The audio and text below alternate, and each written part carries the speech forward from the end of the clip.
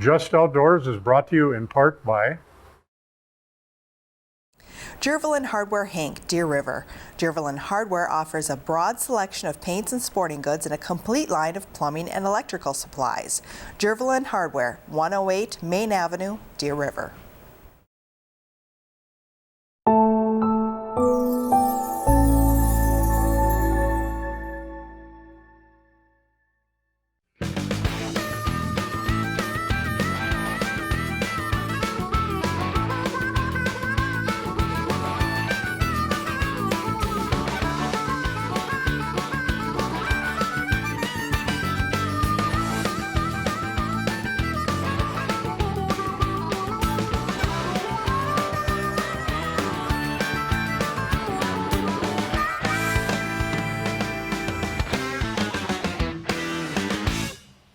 Hi, my name is Tom Chapin and welcome to another edition of Just Outdoors. This is our first Just Outdoors show in 2021 and boy are we in a magnificent area here. We're on the Chippewa National Forest.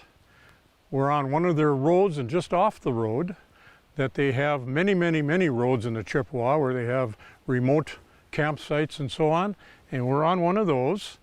And it's a beautiful day, and what we're going to do today, it's a little bit different than what we've normally done on Just Outdoors, but we're going to show those people that are enthusiastic about guns, and particularly older guns, and maybe military guns. So what I do here is I have a collection of old military rifles. And most of these rifles are about 100 years old. There's some that's probably a little less, but they could be over 100 years old.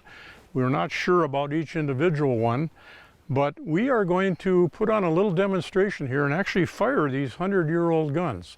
And we're going to tell you a little about each gun. So if you have some interest in World War I and World War II history, all these guns were used, these firearms were used in rifles in World War I and World War II.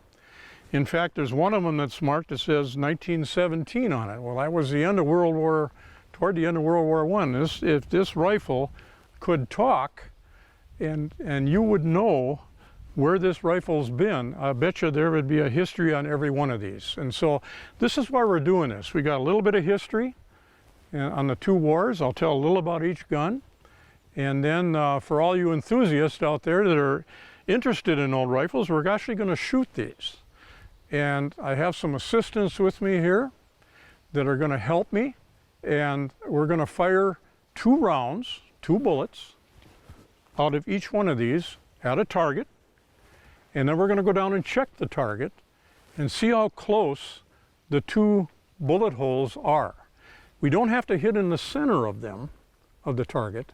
But the closer the rounds hit, the more accurate you are, and also it just has to be sighted in then a little closer to the center of the target. The main interest here is not to hit the center of the target, but put the 2 bullets as close as we can. And after each 2 rounds, we'll go down and we'll check. We'll check to see where those 2 rounds are. And we're going to go through every one of these. And a lot of these firearms haven't been shot for over 25 years, but they're safe. I have shot them all personally myself, and we've got cartridges for every one of them, and we've got them all numbered in the right order so that we're safe when we put the right cartridge in the right rifle. You don't want to mix that up. And so here we are out in the beautiful Chippewa National Forest, and the show will pretty much start now. But first thing we want to do, talk about gun safety. I think gun safety is so important, especially if there's some younger people watching this. If you have the parents out there, this is what your kid, your son or daughter should know. There's 3 rules on gun safety. Anytime you see a firearm, they pick up a firearm, this is what they should always remember on into their hunting career. And the first one is to see if the gun is loaded. And so Dave is going to help me here. And he owns this rifle. And he's gonna show me if this gun is loaded or not. I'm just not gonna take the gun from him. He's just not gonna hand me the firearm. He's gonna show me, first of all, if it's loaded. And so I'm gonna look in the chamber here. It's not loaded. Look in the magazine, it's not loaded. Therefore, thank you, Dave, that's the first thing, the first rule of gun safety, firearm safety. The second rule is to make sure that the gun is pointed always in a safe direction. And so it's just habitual with me. I have a firearm, that barrel, the talking end of this firearm is always pointed up. Now there are times where you maybe can't do that, but you never ever point a firearm at another human, ever. And some of the worst firearms that you have that are really dangerous is a handgun, because a handgun can swing around and hit everybody in the room, where it's a little tougher with this. So you want to make sure that, number 2 rule, make sure that gun's pointed in a safe direction. And the third rule is, and I think we got it set up pretty good, anytime you pull the trigger on a gun, you want to know where that bullet's going to go or where it's going to wind up. You want a good backstop. And so if you're out target practicing and using a remote target like we are, we're shooting at 25 yards. We want a good backstop. And if you look up here where the target is, you can see we've got about an 18-foot, 20-foot hill behind there, dirt hill, and those bullets are going to go into that dirt. This is an old sand pit and sand, and perfectly safe. That's about the safest area you can shoot, is to have a backstop like that. But if you're shooting at an animal, you also want to know what's behind that animal. It's just the safety regards anytime you pick up a rifle. Those 3 things are really important when you're handling a gun. And I'm going to add a 4th. When you're done shooting in an area like this, pick up all the empty cartridges and the shells in your garbage. Pick up somebody else's garbage that is there. Bring that in with you. Make sure you keep the area clean. Okay, one more thing I want to go over is, well, let's be basic here, because there's a lot of people who don't realize or aren't into firearms. That's what I'm trying to do. Is I'm not promoting them, I'm just showing you what they are. But you've got 3 basic parts of a firearm. You've got the barrel end, and you've got the action area here. It's always metal. There are some guns that are made of fiberglass now, but not the actions. They're always metal. This is the action. This happens to be a bolt action. All these firearms from World War I and II are bolt actions. They didn't even come out with an automatic for the US government till about 1934, where you just pull the trigger every time. They're all bolt actions. And of course, then you have the stock. This is the butt end of the stock. This is the forearm of the stock, and the trigger mechanism and so on. So you got stock, action, and barrel. And then these are the type of cartridges that we're going to be shooting. And this happens to be, it usually says on it, 6 millimeter. So 6.5 millimeter. These are all going to be different. I'll tell you which ones they are for each gun. But for those out there that you hear this on TV and some of the movies you watch, they misname a lot of parts of the cartridge. First you have the bullet. This is the bullet. This is not a bullet. Just the end of this is a bullet. This is inserted into a brass casing. So you have a casing and a bullet. Inside of there, you can hear it, you can feel it, is the gunpowder. The powder that projects this bullet out of this casing is inside, and on the base of every cartridge is a primer. That is a real high velocity explosive that's concentrated, that sets off the powder in here with just the effect of the firing pin on this. So every gun has a firing pin. The firing pin hits this primer. That explodes. It explodes the powder, gunpowder, and the projectile then goes out the barrel. Now, it depends on the size of the cartridge, the width of the bullet, how fast that is projected out. These are going to all rate at different feet per second as far as speed goes. Some of them are going to vary by about 800 feet per second. And these cartridges, all of them, except one, are measured in millimeters. The width of the shell, the bullet, this isn't a shell, that's wrong, this is a cartridge. The width of the bullet in that casing tells you the millimeter. And we range from 6.5 millimeter all the way up to 30 millimeter. And that's because that's a European way of measuring. These are all European rifles, every one of them. They're all foreign. I don't have any US military rifles here. So that measurement is all important to know the width of the bullet. And of course that matches the barrel, the width of the barrel. And the reason they put it in millimeter is because that's the way Europeans and do their measurements in metric measurements. The United States does theirs in caliber. And a caliber is just a certain percentage of a hundredth of an inch. A .22 caliber, 22 hundredths of an inch. This is 6.5 millimeters, so you'd have to know how long a millimeter is. This is 6.5 millimeter. You can convert this to caliber so you kind of know what it is, but that's the essence of a cartridge right there.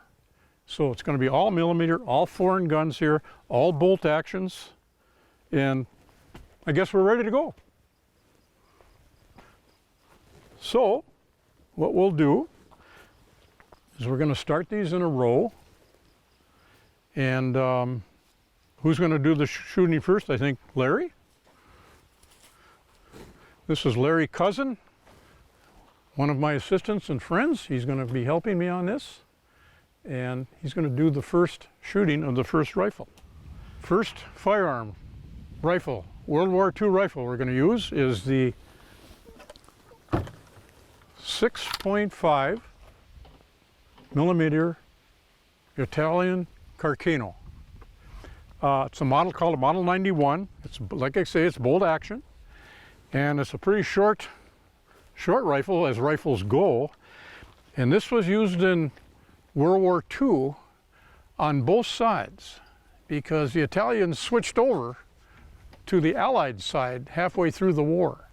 And so we brought their rifles over, and some of these rifles were also made in the United States, by the way. Even though they're called Russian, Swedish, they were also, a lot of them were manufactured in the United States. But this one was manufactured in Italy, and so here we go. I'm going to hand it to Larry.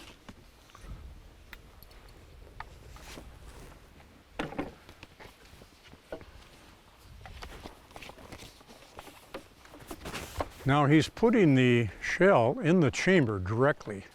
The chamber is the front part of the action, right into the barrel. Sometimes you can load, there's a magazine that holds 4 shells, but he's going to put it right into the, okay, one shot.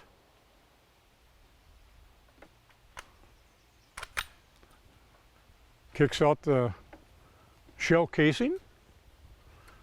You'll load it directly into the barrel, into the chamber. That's the area behind the barrel that holds the cartridge, and he's aiming at the same spot. And it's loud. And one of the reasons it's loud compared to maybe some of these other ones is because of the length of the barrel. The shorter the barrel, the louder it's going to be. So now we'll walk down and see where he hit. We've got one hole here and one hole here.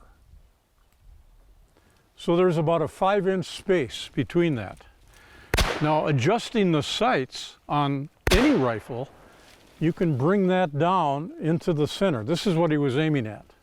This can be brought down, and the difference in the width of the shooting is the shooter. It's hard to say. If you have a little better rest, or you rest on a tree, you might get that closer. But right now, that's about 5 inches apart, and we'll see what happens on this next target here. Okay, the second military old rifle is a Russian rifle, and Dave is going to be shooting this one.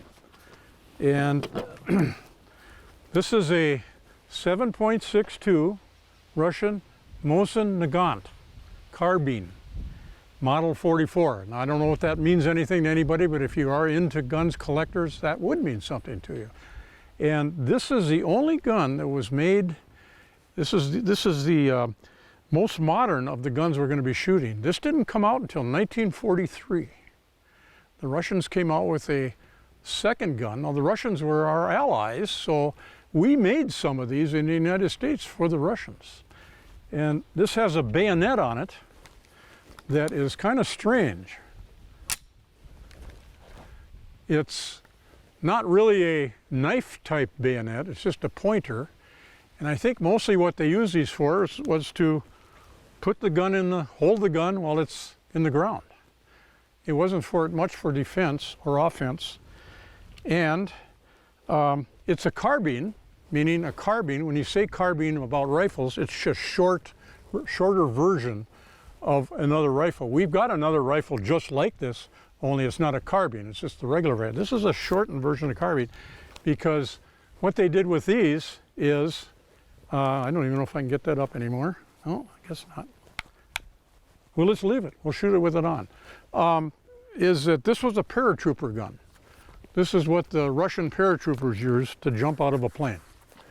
This is the gun they use right here. So, action. Ready to go.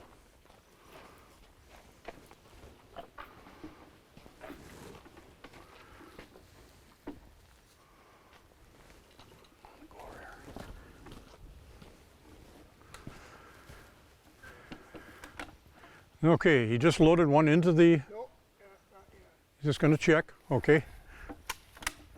Now, he's going to put a cartridge into the chamber, and we'll see how this one sounds and how this one shoots and the accuracy of this. It's a little more modern gun. It might hit a little closer together.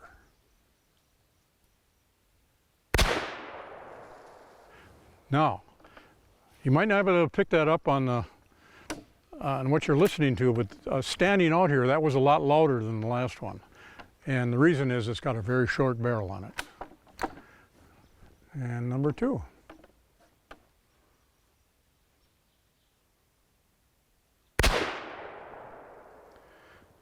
And what I want to emphasize, you know, Dave has safety glasses on. And he also has earplugs. Very highly recommended anytime you shoot a rifle is earplugs, safety glasses. I would not allow that out here if we didn't have those. Okay, here's Dave's shots. 2 shots, inch apart, just off the center. That's about as good a shooting as you can get from 25 yards, offhand, no scope. And if you move those down by adjusting the sight on that rifle, they'd both be right in here, right in the center. So that gun is very accurate, that Russian 7.62 carbine. Okay, number 3. This is going to be Larry shooting this one again. And this is a 7.5, 7 by 57, 7 millimeter by 57 Spanish Mauser.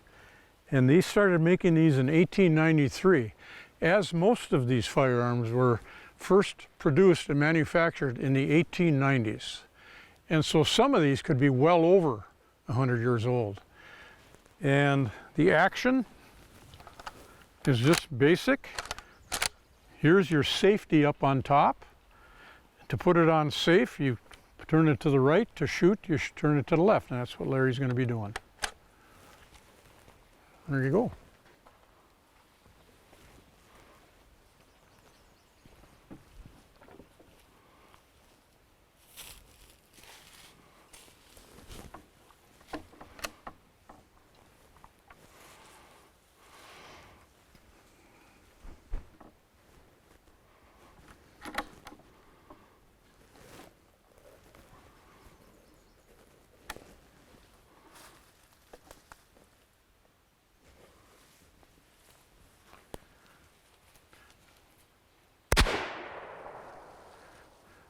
This is again a little bit shorter barrel than most of them. You're going to see a lot longer barrels on the rest of them here. And so that's why it gives a pretty loud report. And 7mm would be about 28 caliber if you put it into the American way of measuring, 28/100ths of an inch wide.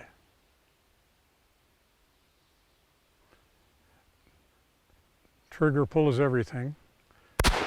You want to squeeze your hand rather than pull your finger. You squeeze the hand until it goes off. Well, let's go see what he did. Okay, walking up to the third target Larry shot, and Larry made up for himself on this one. He's got 2 slugs a 1/4 inch apart. This is offhand without a rest like a sandbag, and he put those 2 right here. If you adjust the sights on that particular firearm, you put them both in a little hole right here, the way he was shooting. And this is, even though that gun is 100 years old, it would still make a fine piece to hunt deer locally here. Okay, this is our 4th firearm, military firearm. This has got to be over 100 years old. This is the brother to the little Russian gun we were firing. This is the long gun that they use. This is what you see in those military films that you're watching with the Russians, the Austrians, some of the Italians, the Europeans. This is the gun that was most popular. It's a 7.62 Russian Mosin Nagant, model 1891. They first started out with 1891 making these. And so this has got a very long barrel on it. This is the cleaning rod right here, comes out. And we're going to get that to Dave, and he's going to see what he can do with this 100-year-old firearm. Take it away, Dave.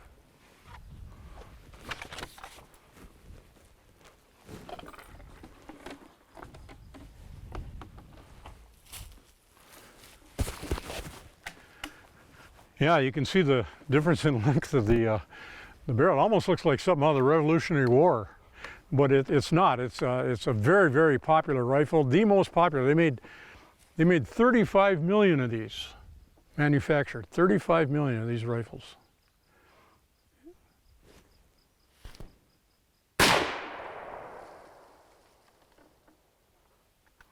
Okay, that's number 1.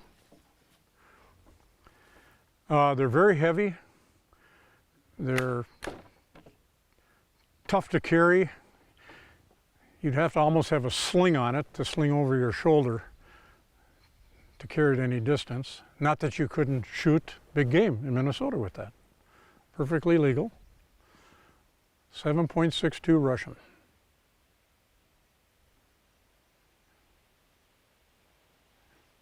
And you can see why you need safety glasses. Okay, we'll walk up and see what he did. Not too bad for an old rifle from probably made in the 1800s, maybe early 1900s, and not too bad offhand. This, all you'd have to do is sight it in a little bit, move her to the left a couple notches, well 5 notches down, you'd be right on here. So still a pretty accurate gun, considering the conditions we're shooting under. It's Larry's turn again. We've got quite a firearm. It's 6.5 Swedish Mauser.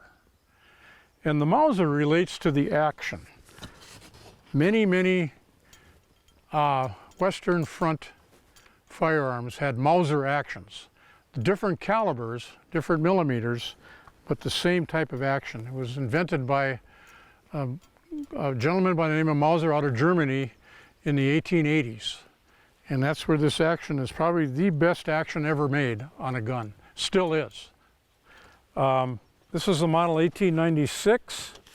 And I have failed to tell you, this one goes out at about 2,800 feet per second with a 120 grain bullet.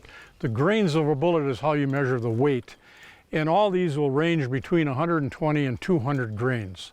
This is a 120 grain bullet. It's about 26 caliber if you want to think caliber. It's not a real heavy bullet. That's why it shoots this thing out of here at about 2,800 feet per second. And of course this one has a bayonet. And we'll take that off, and there's your bayonet that they had on these. We're going to shoot them with the bayonets on. Military rifle. These bayonets come right off, and they can use them in a sheath on their belt also. So we'll cover that up. That doesn't look too safe without a cover on it. And the action. Mauser action, open it up. This is the safety back here. Left, right, up. And you'll learn that after you've owned the gun. You'll learn where the safety is, but you always want to know where the safety is on a gun. Okay.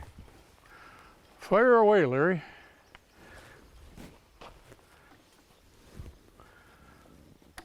Okay, this is a Swedish Mauser. And this was used in World War I and World War II on the Allied side. And this was used against the Germans in Central Europe, many, many different countries.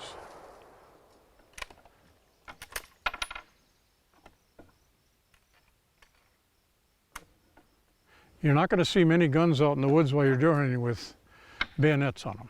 So it's just part of the war back then. Defensive weapon. Second shot.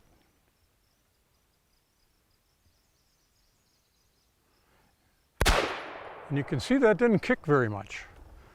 The front of the gun didn't go up. It just kind of came back a little bit, not much kick, because it's so heavy in the front end of the gun, the forearm, and the bayonet. With that weight, you don't get much kick. Heavier the gun, the less kick. Okay, let's see what Larry did here with the Swedish 6.5. He shot at his first target again, and I'm not sure that you can get any better than this. That Swedish gun with that long barrel and the weight of it is very accurate. One right in the center and one touching the center square. That's about as good as you can get right there. Okay, next we're going to be shooting the 7.5 by 55, 7.5 millimeter Swiss. This is the gun that you see the guards use at in the English areas where they have the Swiss Guard. This is the rifles that they still carry. They're still using those. In fact, you'll even see them with the bayonets on them. If you've been watching a little bit of film about the Queen lately, you'll see the Swiss Guards. They'll have this is the rifle they have right here. And so, it comes out of there about 2,820 feet per second, 150 grain bullet, very powerful gun. And there's your bayonet. There you go, Dave.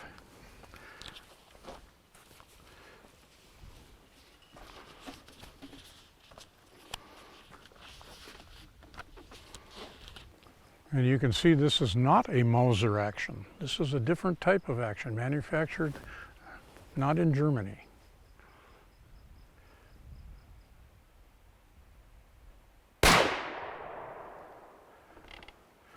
Now that looked like it kicked a little more than the last one, and that's because it's a little more powerful cartridge. It's a 7.5, which is about 30 caliber, 30 1/100th of an inch wide, the bullet. So it's you're shooting a bigger 150 grain bullet. And you're going to always have a little more kick on the larger the caliber, a lot more kick, if it's the same weight gun. Looks like these guys are having a competition. That's good. Okay, we'll go up and look. This is it. This is offhand. You put 2 in the center. And there would be very little adjustment on that firearm as far as the sights go. You'd have to move the rear sight just 1 or 2 clicks to the right. You always move the sight and the back sight in the direction you want the bullet to go. So you move the back sight a little bit and he'd be right in the center. But that's the best we've seen so far out of a gun that's over 100 years old. Okay, I'm going to have Larry show me the action on this because I'm not familiar with it. Sometimes these get a little complicated. If you just pick this gun up, firearm up, and try to shoot it, if it's on safety, you might not know how to get the safety off. They're a little more complicated, although they're a basic action. This is the 6.5 Japanese Arisaka Model 80, Model 38.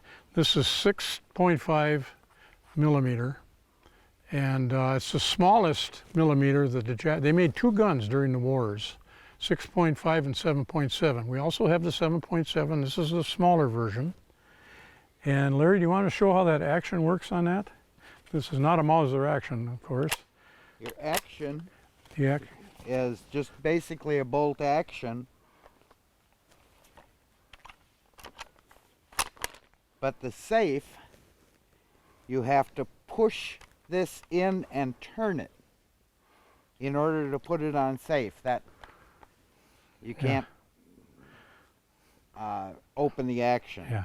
And you have to push hard and turn it back in order to get it to fire.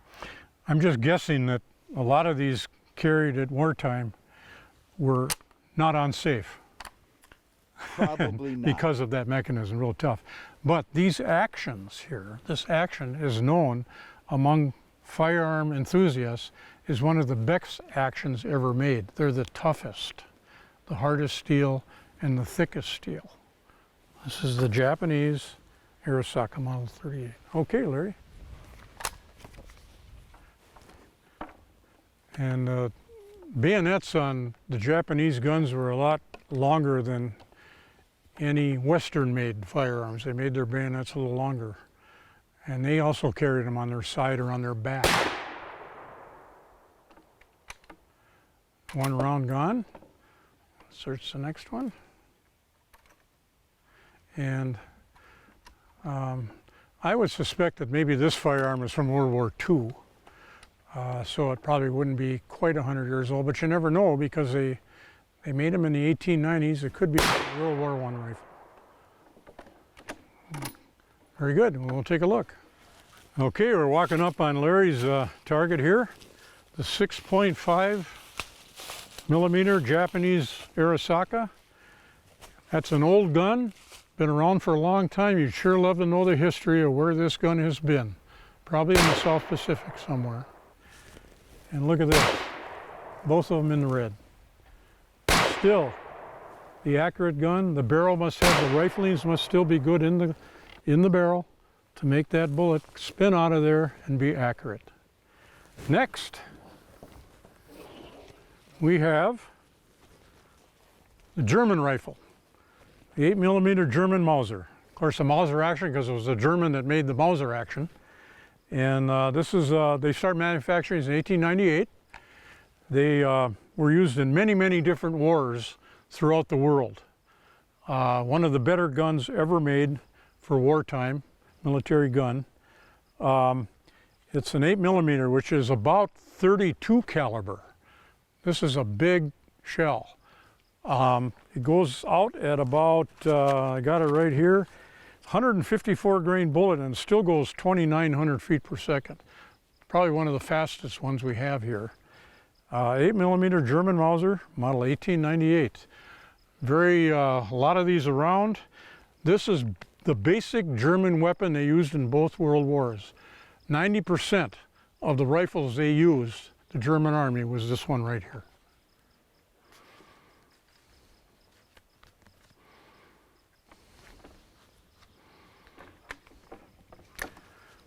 Okay, here he goes. 8mm German Mauser. This is what our troops saw facing them when they were in combat. This is the rifle right here. Very slick action on it. The action looks simple, but it's not. There's a lot of moving parts in that to make that gun do what it does. And you notice he's using the sling. You use a sling to carry the rifle and also to be more accurate when you're using it. And Dave, would you mind getting up and showing them how to use that sling? Just, I mentioned the sling here and just right, yeah. It's a matter of putting your arm through the sling and then come back around the sling and then go under and grab it. And when you go to full length, you got tension that pulls on your arm here and against your wrist, so you can hold the gun more still. Increases your accuracy, correct? Indeed. Yeah, you bet. This is the German rifle, and that's pretty accurate. You're not going to do much better than that with that particular rifle. And you can see that the hole, maybe from here, is a lot bigger diameter than the other holes, because this is like 32 caliber. It's the biggest, compared to this, 6.5. You can see that the holes themselves are bigger here. That's just because it's a 8mm, 32 caliber, wider bullet. Okay, the next military rifle is another Japanese rifle. We shot the 6.5. I told you that was a smaller version. The big rifle that the Japanese came out with, not until 1939. This wasn't used in the First World War. Right before the Second World War, they came out with a bigger rifle, bigger diameter, 7.7. That's about almost 30 caliber. And that's a 150 grain bullet, and it goes out about 2,680 feet per second. It's actually called the Model 99, Model 99. So, the action would be the same as the other Japanese action. They're all the same, all the Japanese, and here you go. Larry's going to be the shooter. I don't know if you noticed the shooting table, but that's a portable table. It folds up into pieces. You can put it in a little bag. And it looks like it's working pretty good considering how they're hitting here. Pretty stable. And we'll see how Larry does with this bigger Japanese, bigger caliber rifle. One shot.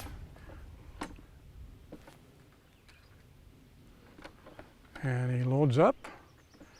You've got to push in the magazine to get that bolt through. There you go. He's using the sling for a little more stability, and that really helps. Any of you who've been in the military, you remember that. The sling was everything. There he goes. Okay, we'll go down and see how he did. Okay, we're going to look at Larry's shooting, and from here, that's you can't do better than that. You can't. That's putting almost the bullet in the same hole as his first shot. And although it's below the red, it doesn't matter. You can move that up with adjusting the sights. And that's with a 1939 Japanese rifle from World War II. The Japanese rifles were always considered very accurate. And here's a good example of it right here, I guess. You're looking at the historical part. So what we'll do is point this out here. These two are almost in the same hole. They're touching each other. You just adjust the sights up and they'd both be right here. So I'm going to take that back to Larry. We're going to put up our last target for the last rifle. Okay, the last rifle that we're going to be shooting, military, is an English-made, American-made rifle. They both made them. This is the only one out of all of these that are English and American-made, and they used them all over the world. Australia, that's what they used in the war. And they have the longest bayonet of any of the rifles. That is, I don't know how long that is, about 18 inches. And you also see these on television shows with the soldiers marching around in celebration of whatever they are celebrating over there, especially World War II. This is a 303 British Enfield, Lee Enfield. They started making these in 1895, and they made them right through the 1950s. That's a long time to make them because they're such an excellent rifle. The bolt is very smooth, nothing to it. And the sight, you can sight and you can shoot this rifle and hit something, maybe not very accurately, at 1,000 yards. That's a long ways. That's a fifth of a little, about almost a fifth of a mile. And this is how you adjust those sights up there. I will tell you, this is the heaviest one we have. It weighs 11.5 pounds. That's a lot of weight to carry around in the field all day long. And Dave, are you going to shoot this? Dave, you'll understand when I hand it to you that it's got some heft to it. Okay. This is a 303 British. And 303, that's the only one we don't mention millimeter. This is the caliber. It's 30 caliber or 303 caliber, 303 thousandths of an inch wide. And it's got the biggest bullet we've been shooting here, 180 grain bullet, but it still comes out at 2,400 feet per second.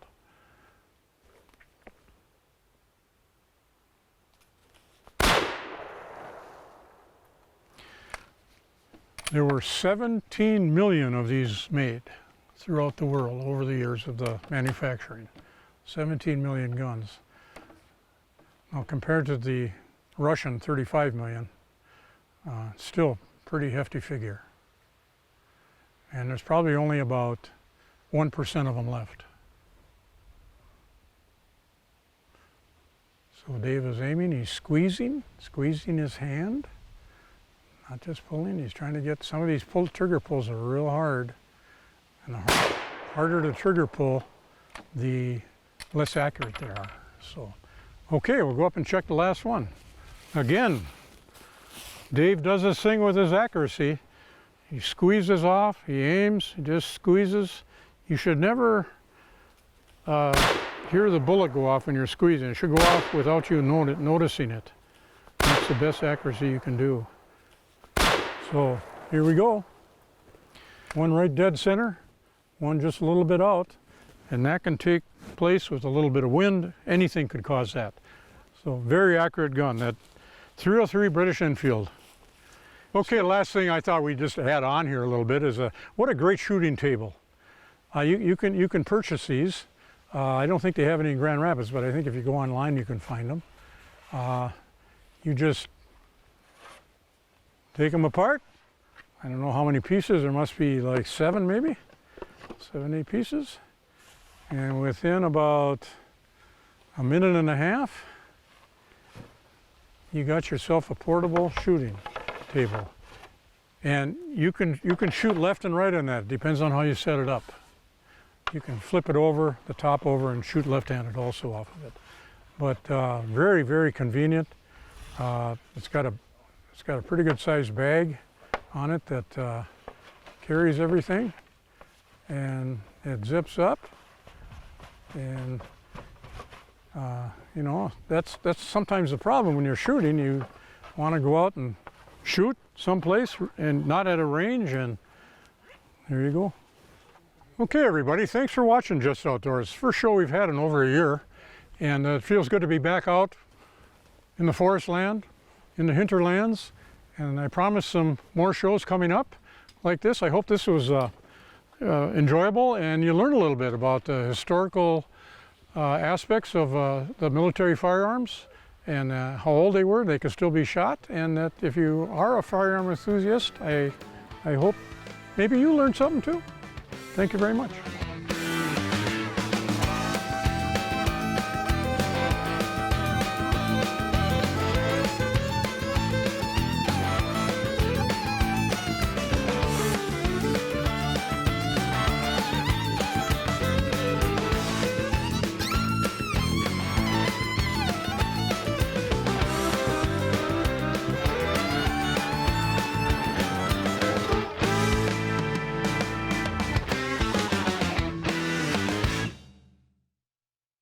Just Outdoors is brought to you in part by Jervelin Hardware Hank, Deer River. Jervelin Hardware offers a broad selection of paints and sporting goods and a complete line of plumbing and electrical supplies. Jervelin Hardware, 108 Main Avenue, Deer River.